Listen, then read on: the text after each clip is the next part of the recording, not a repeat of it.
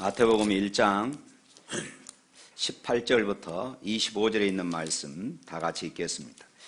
예수 그리스도의 나심은 이러하니라. 그의 어머니 마리아가 요셉과 약혼하고 동거하기 전에 성령으로 잉태된 것이 나타났더니 그의 남편 요셉은 의로운 사람이라. 그를 드러내지 아니하고 가만히 끊고자 하여 이 일을 생각할 때에 주의 사자가 현명하여 이르되 다윗의 자손 요셉아, 내 아내 마리아 데려오기를 무서워하지 말라. 그에게 잉태된 자는 성령으로 된 것이라. 아들을 낳으리니 이름을 예수라 하라. 이는 그가 자기 백성을 그들의 죄에서 구원할 자이심이라 하니라. 이 모든 일이 된 것은 주께서 선지자로 하신 말씀을 이루려 하심이니 이르시되 보라, 처녀가 잉태하여 아들을 낳을 것이요 그 이름을 임마누엘이라 하리라 하셨으니 이를 번역한즉 하나님이 우리와 함께 계시다 함이라. 요셉이 잠에서 깨어 일어나 주의 사자의 분부대로 행하여 그의 아내를 데려왔으나 아들을 낳기까지 동침하지 아니하더니 나음의 이름을 예수라 하니라. 아멘. 성탄절이 예년과 다름없이 올해도 찾아오고 있습니다. 성탄절처럼 전 세계 사람들이 함께 즐거워하고 함께 기뻐하는 그런 축제날로 보내는 이런 날도 아마 없을 것입니다. 비록 기독교인이 아니더라도 이 성탄절을 명절로 보내고 있습니다. 그래서 카드를 주고받고 때로는 선물을 주고받고 그렇습니다. 크리스마스 트리를 만들고 캐럴을 부릅니다. 집과 거리에는 울긋불긋한 조명 그리고 장식들로 아름답게 꾸며지고 있습니다. 그런데 왜 저들이 이처럼 성탄절을 즐거워하는가? 왜 세상이 성탄절을 즐거워하는가 하는 것을 생각해 보면은 좀 우스꽝스럽습니다. 성탄의 의미도 잘 모른 채 그저 즐거워합니다. 다른 사람들이 즐거워하니까 그저 명절의 하나로 생각해서 많은 사람들이 즐거워하고 기뻐합니다. 그래서 성탄의 주인공이 예수님인데 산타 할아버지로 그렇게 바꾸어져 버립니다. 성탄의 찬송 대신에 징글벨, 화이트 크리스마스 등 캐롤송이 그렇게 울려 퍼지고 있습니다. 크리스마스 카드에 성탄을 장식하는 그림 대신에 세속적인 그런 장식들이 등장하게 됩니다. 세월이 흐르자 성탄의 의미가 이렇게 퇴색되어져 버렸던 것입니다. 오늘 우리는 성탄절을 준비하면서 성탄의 의미를 우리는 새겨야 합니다. 그래서 올바른 마음과 자세로 주님 오심을 감사하며 하나님께 영광을 돌릴 수 있기 때문에 그렇습니다. 성탄절, 크리스마스가 무엇이냐? 그러면 오늘 여기 계신 분들 모두가 다 자신 있게 대답할 수 있을 것입니다. 성탄절이 무엇입니까? 예수님이 탄생하신 날, 바로 이것이 성탄절이고 우리가 크리스마스다 이렇게 이해를 하고 있습니다. 그러면은 성탄, 다시 말해서 예수님의 탄생이 주는 그 의미는 무엇이냐라고 물으면은 이제 대답이 좀 어려워집니다. 여러 갈래가 나오고 무엇인가 쉽게 대답할 것 같았는데 실제로 대답을 하려고 그러면은 조금 머뭇거리기도 하고 그렇습니다. 알기는 아는데 좀 표현하기 어렵다 그렇습니다. 성탄의 의미를 한마디로 표현하면은 오늘 본문에도 나와 있죠. 임마누엘, 할렐루야, 임마누엘입니다. 하나님께서 우리 사람과 함께 계신다. 하나님이 우리와 함께 계신다. 그러니까 성탄은 먹고 마시고 선물을 교환하고 또 카드를 주고받고 하는 이런 즐기는 날이 아닙니다. 성탄절은 하나님이신 예수 그리스도가 우리와 함께 하시려고 이 땅에 오신 날인 것을 믿으시기를 축원합니다. 할렐루야. 그러면 한 가지 생각해 볼 것이 있습니다. 예수님이 왜 오셨느냐? 예수님께서 왜 우리와 함께 하시기 위해서 이 땅에 오셨느냐? 여러분, 예수님은 하나님이십니다. 우주 만물을 창조하신 위대하신 하나님께서 있을 곳이 없어서 이 땅에 오셨겠습니까? 하늘나라가 얼마나 화려하고 영광스러운 것인지 우리는 짐작조차 할 수 없습니다. 단순히 요한계시록에 표현된 그것만 우리가 알고 있을 뿐입니다. 얼마나 많은 천사들이 있습니까? 하나님은 그곳에서 최고의 자리에 계신 분이십니다. 그런 분이 무엇이 아쉬워서 보잘것도 없고 누추한 이 땅에, 그것도 비천한 사람의 모습을 입고 오셨겠습니까? 우리는 성탄절을 맞이하면서 또 성탄절을 준비하면서 해년마다 이 의미를 우리의 가슴에 새겨야 하고, 분명한 이 성탄의 의미를 우리가 알고 넘어가야 하는 것입니다. 왜 하나님이 영광스러운 보좌를 버리시고 우리 가운데 오셨는가? 이런 분명한 신앙 고백이 오늘 저와 여러분들에게 있어야 할 줄로 믿습니다. 세상에 있는 모든 종교는 두 가지로 구분할 수 있습니다. 하나는 인간이 신에게 찾아가는 종교입니다. 사람들이 왜 신을 찾아갈까요? 불안하기 때문입니다. 사람들이 왜 무당에게 찾아갑니까? 불안하기 때문에 그래요. 사람들이 왜 고사를 지냅니까? 불안하기 때문에 그렇습니다. 우리 인간은 본성적으로 타락했습니다. 그래서 자신은 부족하고 자신은 무능력함을 스스로 깨닫는 것이에요. 그래서 불안한 것입니다. 그래서 사람들은 신을 찾으려고 하는 것이에요. 신을 찾아서 자신의 무능함을, 자신의 부족함을, 자신의 이 불안함을 채워보고자 하는 것입니다. 어떻게 찾아갑니까?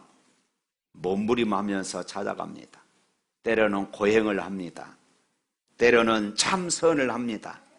때로는 구슬을 합니다. 때로는 돼지머리를 놓고 그 앞에서 고사를 지내면서 신을 찾아갑니다. 때로는 상다리가 부러지게끔 그렇게 제사상을 차려놓고 신을 찾기도 합니다. 다시 말해서 인간 측에서 피나는 노력을 다해서, 지성이면 감천이라고 피나는 노력을 다해서 신을 찾아갑니다. 세상에 있는 모든 종교들이 다 이런 범주에 속하는 것입니다. 인간의 힘과 노력으로 신을 찾아가는 것이에요. 또 다른 하나는 하나님이 인간에게 찾아오는 종교입니다. 인간 스스로의 노력과 힘으로는 하나님을 찾으려고 해도 참 하나님을 찾을 수가 없습니다. 이는 인간의 본성이 타락을 했기 때문에 그렇습니다. 그렇기 때문에 인간이 하나님을 찾지 못하니까 참 하나님이신 그분이 우리 인간에게 찾아오시고, 그리고 우리 인간들에게 필요한 것들을 채워주시고, 우리 인간들의 모든 삶 속에서 은혜를 베풀어 주시는 것입니다. 이것이 바로 기독교인 줄로 믿으시기를 축원합니다. 기독교는 인간이 하나님을 찾아가는 종교가 아니라 하나님이신 그분이 우리 인간에게 사람의 몸을 입고 우리 가운데 찾아오신 것입니다. 찾아오셔서 무엇을 해 주십니까? 죄에서 구원해 주십니다. 할렐루야. 우리를 그냥 두면은 다 죄로 인해서 멸망을 받고 지옥에 가는 것이 너무나도 안타까워서 우리 가운데 찾아오셔서 우리 가운데서, 죄 가운데서 우리를 구원해 주시기로 작정하신 것입니다. 왜냐하면은 죄가 있는 인간으로서는 인간 스스로를 온전히 구원할 수 없기 때문입니다. 다 똑같은 죄인인데 누가 누구를 구원할 수 있겠습니까? 죄가 있는 인간을 구원하려면은 죄가 없으신 분이 찾아오셔야 하는 것입니다. 그 죄 없는 분이 인간의 죄를 지고 대신 죽으면 될 수가 있었습니다. 그래서 하나님은 예수님을 자기 아들로서 이 세상에 보내시기로 작정하신 것입니다. 이 사실을 오늘 본문 21절 말씀에서는 이렇게 말합니다. 21절 말씀 한번 읽어볼까요? 아들을 낳으리니 이름을 예수라 하라. 이는 그가 자기 백성을 그들의 죄에서 구원할 자이심이라 하니라. 그렇습니다. 예수님은 우리를 죄로부터 구원하시기 위해서 이 땅에 오셨습니다. 성탄절은 하나님이신 그분이 우리 가운데 오신 사건입니다. 임마누엘 하기 위해서. 왜 우리 가운데 오셨느냐? 바로 죄악 가운데 있는 우리들을 구원하기 위해서임을 믿습니다. 그래서 우리는 먼저 이 성탄절은 우리가 기뻐하는 그런 날인 것입니다. 이 날은 기쁜 날입니다. 구원을 위해 오신 날이니까 우리 입장에서는 이 날이 기쁜 날이 아닐 수가 없어요. 성경을 보면은 첫 번째 아담이 범죄함으로 사실 이 기쁨을 잃어버렸습니다. 그러나 예수 그리스도께서 탄생하시면 모든 사람들이 아담이 잃어버렸던 그 기쁨을 회복하기 위해서 오신 것입니다. 아담의 죄로 말미암아 죽었던 우리가 예수님이 죄를 담당하시고 죽으심으로 다시 산 사람들이 되었다는 그런 뜻입니다. 그래서 동방 박사들은 아기 예수를 가리키는 별만 보고도 그들은 기뻐했다고 그랬습니다. 우리 성경 한 장 넘겨서 마태복음 2장 9절 10절 한번 볼까요? 마태복음 2장 9절 10절 한번 읽어봅니다. 박사들이 왕의 말을 듣고 갈새 동방에서 보던 그 별이 문득 앞서 인도하여 가다가 아기 있는 곳 위에 머물러 서는지라 그들이 별을 보고 매우 크게 기뻐하더라. 할렐루야.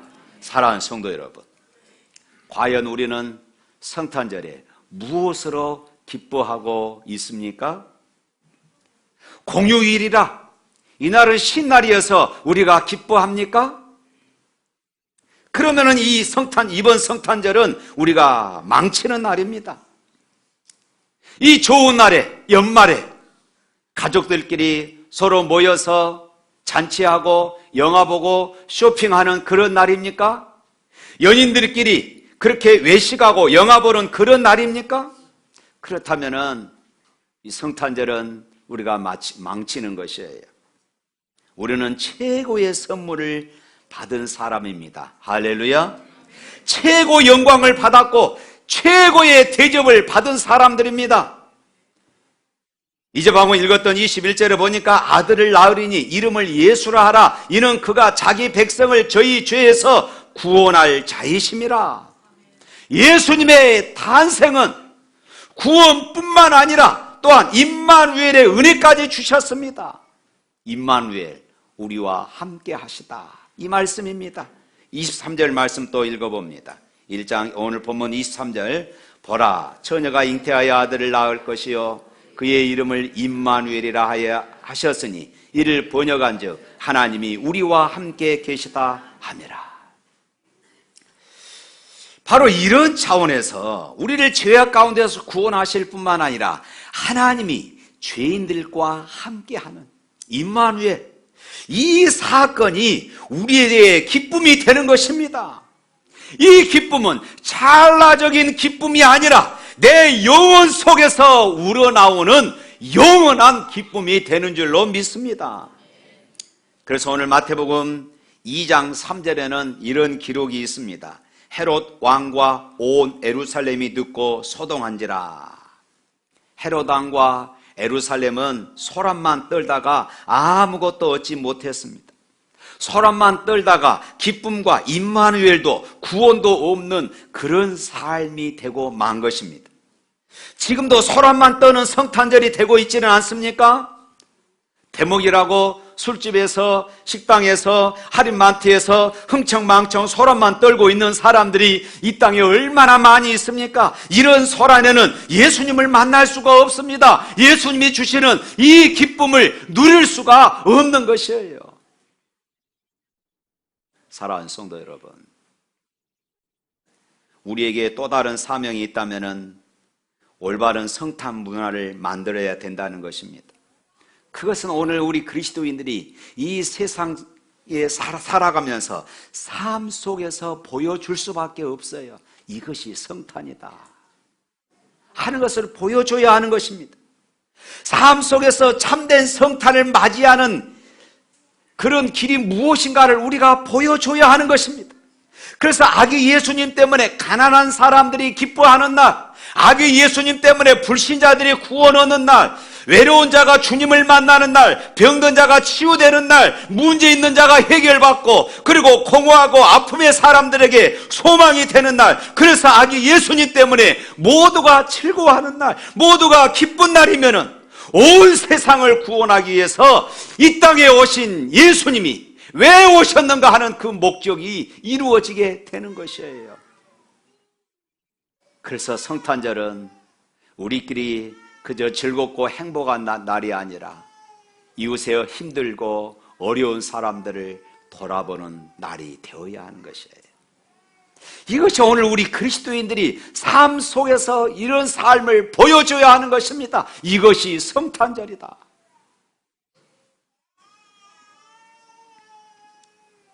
그런 의미에서 오늘 또 청년들이 또 청소년들이 오늘 성탄절 날 또 어려운 이웃들에게 이불을 나누어 준다고 그럽니다. 또한 이 성탄절은 기뻐하는 날뿐만 아니라 이 성탄절은 엎드려 경배하는 날입니다.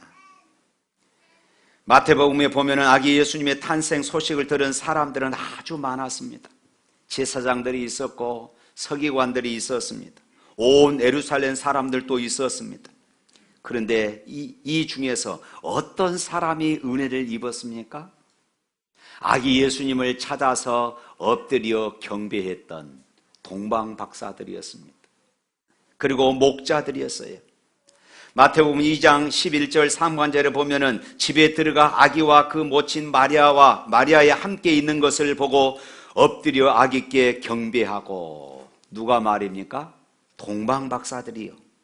왜 동방박사가 복이냐 하면은 아브라함도 육신으로 오신 예수님을 보지를 못했습니다. 모세도 보지 못했는데 이분들은 본 것입니다. 그 시대 제사장들을 포함해서 믿음이 좋다는 바리새인들조차도, 성경을 연구하는 그런 서기관들조차도 이런 은혜를 누리지를 못했어요. 그래서 마태복음 13장 16절 말씀에 이렇게 말하고 있어요. 한번 읽어볼까요? 그러나 너희 눈은 봄으로 너희 귀는 들음으로 복이 있도다. 이 말씀이 무슨 말씀입니까? 결국 성탄절은 온 인류에게 복이 되는 날입니다. 이 메시지를 듣는 우리는, 예수님을 믿는 우리는 복이 있다, 이 말씀입니다.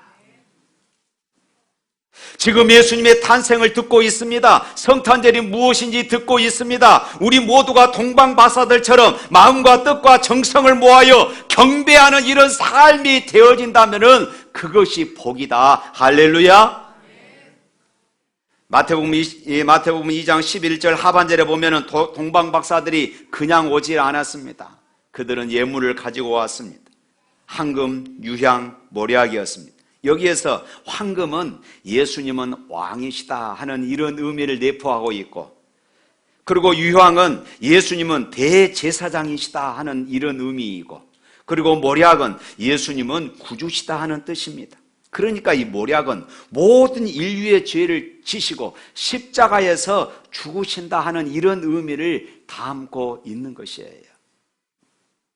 역대상 16장 29절 말씀 한번 읽어보겠습니다. 다 같이, 여호와의 이름에 합당한 영광을 그에게 돌릴지어다.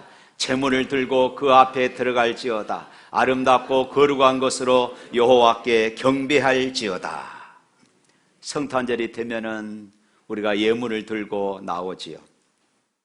성탄절이라 좀 특별하게 성경을 쓸 수도 있겠습니다. 그러나 예물의 자세는 얼마나 헌금을 많이 했느냐, 이것이 중요한 것이 아니에요. 이 예물은 예수님은 나의 구주이시며 나의 왕이시다. 예수님은 우리의 대제사장이시다. 예수님은 나를 위해서 십자가를 지심으로 내가 구원을 받게 되었다 하는 이런 고백이 묻어 있느냐, 이것이 중요합니다. 황금과 유황과 모략을 드렸던 동방박사들처럼 예수님은 나의 주인이시고 나의 왕이시며 예수님은 대제사장이시고 예수님은 나를 죄악 가운데서 구원받게 하시는 그런 분이시다 하는 그런 고백이 우리가 드려지는 예배와 예물 가운데 담겨져 있어야 하는 것입니다. 예수님은 다 주셨는데, 물과 피를 다 쏟아 주셨는데 우리의 예물은 거기에 비하면은 너무나도 인색하지 않느냐, 이 말이 아니에요. 그렇게 따진다면은 여러분, 내 생명을 다 드린들, 우리의 전 재산을 다 드린들 부족해요. 어떻게 십자가의 죽으심과 비교할 수 있겠습니까? 사랑하는 성도 여러분, 우리의 예배는 우리의 신앙 고백이어야 합니다. 할렐루야. 우리의 예물은 신앙 고백이 되어야 합니다. 주님의 나라를 위해서 내가 함께 동참한다는 마음에서 예물이 중요한 것입니다. 돈은 누구나 있는데 조금 있고 많이 있고 차이지, 성탄절에 무슨 목적으로 씁니까? 선물 사고 술 마시고 외식하고 그런 데 쓰지 않습니까? 그런데 우리는 믿음으로 고백하며 산다는 그런 차원에서 복이 되는 것입니다. 엎드려 진정으로 예수님을 높이는 날, 그저 흥청망청하는 날이 아니라 진정으로 경배하는 성탄절이 될 수 있기를 축원합니다. 또 하나는 성탄절은 함께 찬양하는 날입니다. 오늘 오후는 기간별로 찬양 축제를 드려지는데 여러분 많이 참석해서 하나님께 온전한 영광을 돌릴 수 있도록 하시기를 바랍니다. 성탄절이 되면은 전혀 상관없는 곳에서 캐롤송이 많이 들려집니다. 여러분, 그것 아십니까? 중들도 캐롤송을 부른다고 그럽니다. 우리가 깊이 생각해야 될 문제는 캐롤송이 사람들의 귀를 즐겁게 하고 재미를 주는 것으로 부른다는 사실이에요. 재미 위주로 불러요. 이것이 어떻게 찬양이 될 수 있겠습니까? 찬양은 하나님의 언어로 드려지는 것이에요. 노래는 여러 종류가 있습니다. 그런데 찬양만이 하나님이 받으십니다. 왜 그렇습니까? 찬양만이 천국의 언어이기 때문에 그렇습니다. 그래서 찬양을 못하는 사람이 불러도 그것은 은혜가 돼요. 이 땅의 언어가 아니고 신앙 고백이 바로 천국의 언어이기 때문에 그렇습니다. 그러므로 누구도 잘 불렀다 못 불렀다 점수를 매길 수가 없어요. 왜냐하면 그것 자체가 천국의 기도가 되기 때문에 그렇습니다. 그러므로 사람들의 흥미 위주로 만든 캐롤송이 성탄 찬양은 될 수가 없다는 것입니다. 사랑하는 성도 여러분, 성탄절은 사람들을 위한 날이 아닙니다. 아기 예수님이 탄생하신 날입니다. 이 기쁨의 좋은 소식이 선포되었기에 우리는 모두가 찬양할 수밖에 없습니다. 찬양은 자격이 있어야 하는 것이 아닙니다. 믿음 좋은 사람이나 노래 잘하는 사람들이 하는 그런 전용물이 아니라는 것입니다. 누구나 다 기쁨으로 예수를 구주로 고백하는 사람들은 누구나 다 기쁨으로 찬양할 수 있는 것이에요. 누가복음 2장 10절 말씀에 이렇게 말합니다. 다 같이 읽습니다. 천사가 이르되 무서워하지 말라. 보라, 내가 온 백성에게 미칠 큰 기쁨의 소식을 너희에게 전하노라. 하다못해 진급을 해도 기쁘잖아요. 오늘 취업했다고 오늘 청년 하나가 아침에 내 방에 왔습니다. 얼마나 기쁩니까? 대학 합격했다고 전화가 옵니다. 얼마나 기쁜 일입니까? 그런데 여러분, 우리를 구원하시기 위해서 예수님이 사람의 몸을 입고 이 땅에 오신 이 사건이 어찌 기쁨의 소식이 아니겠습니까? 당연히 우리가 찬양하고 영광을 그분께 돌려야 하지 않겠습니까? 그래서 천군 천사들이 찬양했다고 그렇게 말하고 있잖아요. 천사가 이르되 무서워하지 말라. 보라, 내가 온 백성에게 미칠 큰 기쁨의 좋은 소식을 너희에게 전하노라. 누가복음 2장 13절부터 14절 말씀에 보면은 또 이렇습니다. 또 다 같이 있습니다. 호련히 허다한 천군이 그 천사와 함께 있어 하나님을 찬송하여 가로되 지극히 높은 곳에서는 하나님께 영광이요 땅에서는 기뻐하심을 입은 사람들 중에 평화로다. 찬양은 기도입니다. 찬양은 신앙 고백입니다. 찬양은 주님을 높이는 것입니다. 하나님은 찬양을 받으시기에 합당하신 분일 뿐만 아니라 찬양을 기뻐 받으신 분이십니다. 할렐루야.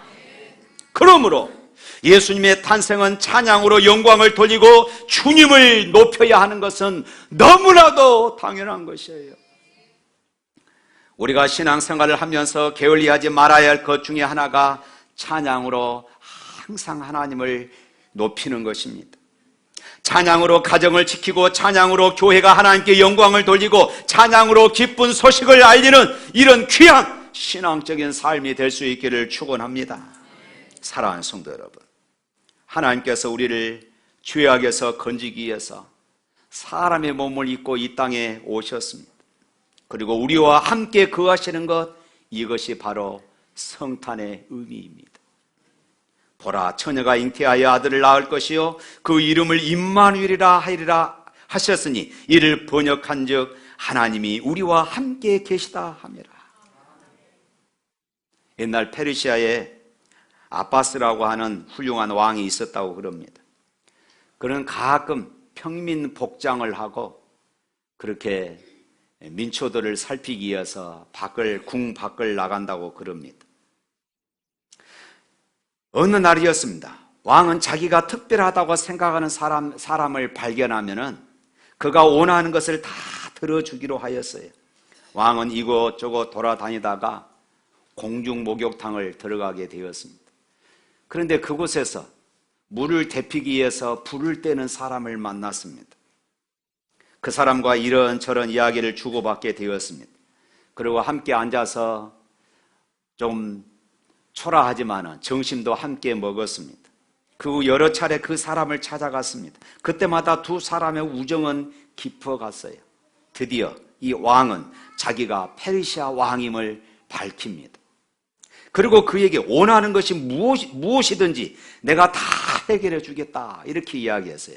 그러자 이 목욕탕에서 물을 데피기 위해서 불 때는 이 사람이 이렇게 말했어요. 저는 부나 명예나 권력이나 아무것도 원치 않습니다. 다만 왕이 나를 찾아오셔서 저와 더불어 이야기를 나누는 것으로 저는 행복합니다. 사랑하는 성도 여러분, 성탄의 가장 큰 기쁨은 하나님이 인간이 되셔서 이 땅에 오신 것입니다. 높고 높은 영광스러운 보좌를 버리고 낮고 천한 우리 인간의 모습을 입고 우리와 함께 거하기 위해서 이 땅에 오신 이 사건이 오늘 우리에게는 큰 은혜요 축복이 아닐 수가 없습니다. 만일 이 성탄이 없었다면 우리에게는 구원이 있을 수가 없습니다. 그리고 영원히 하나님과 단절된 삶을 살 수밖에 없습니다. 성탄을 준비하면서 우리는 이 의미를 우리의 가슴에 깊이 간직하고 또 새겨야 할 것입니다. 그리고 성탄을 기뻐하고 하나님께 경배와 찬양을 돌리며 우리의 믿음을 고백하는 그런 성탄절이 되시기를 바랍니다. 성탄절을 준비하면서 여러분의 가정 위에 하나님의 크신 은총이 함께 하시기를 주님의 이름으로 축복합니다.